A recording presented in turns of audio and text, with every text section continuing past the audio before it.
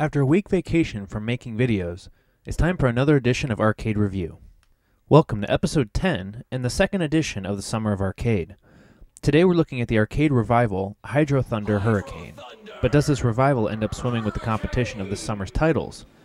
Or is this a title you should let sink?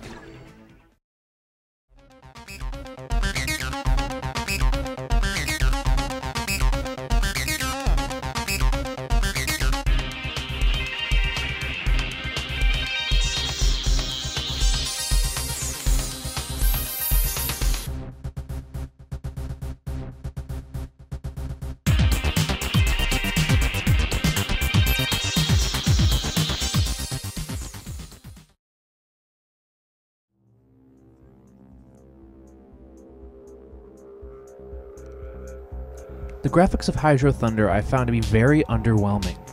It really surprised me that with all the hype this game got, its graphics don't really seem to show much effort. The boat designs are basic, the only time looking good are when you're about to use your boost, because they change in order to use it. The courses are fairly basic, and the only time something looks cool is either when something outrageous happens, like a dragon attacking you, or when you splash water on your HUD. Otherwise, these graphics really seem to disappoint. A 7.5 out of 10.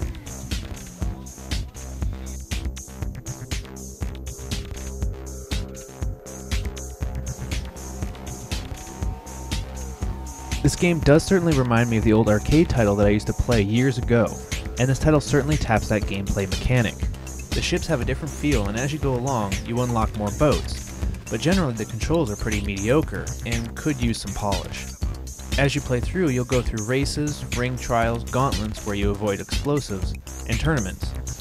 While there is a variety in this title, you'll find yourself enjoying the races and tournaments because, honestly, avoiding the explosives isn't that interesting, and driving through rings reminds me too much of Superman 64. But while those modes aren't very fun, you'll find multiplayer to be very enjoyable. An 8 out of 10.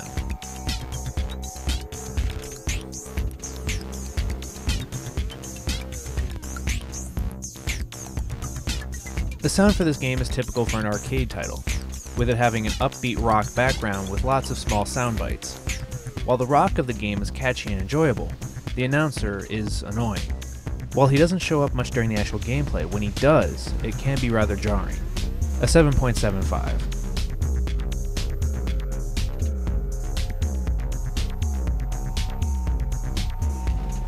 While this is an arcade revival, you'll find that the parts of the game that will be replayed are the races, tournaments, and the online multiplayer.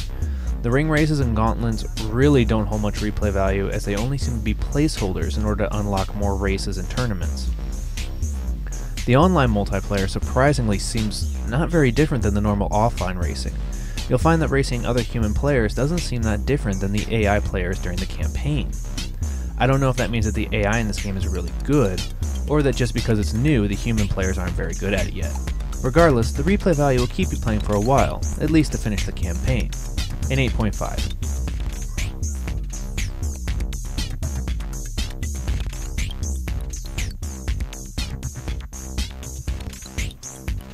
The achievements in this game are pretty standard, taking first in 10 races online, and earning a certain amount of money, gaining trophies in bronze, silver, and gold. Earning the 200 gamer score of this game seems to be pretty simple, but enough of a challenge to keep you playing.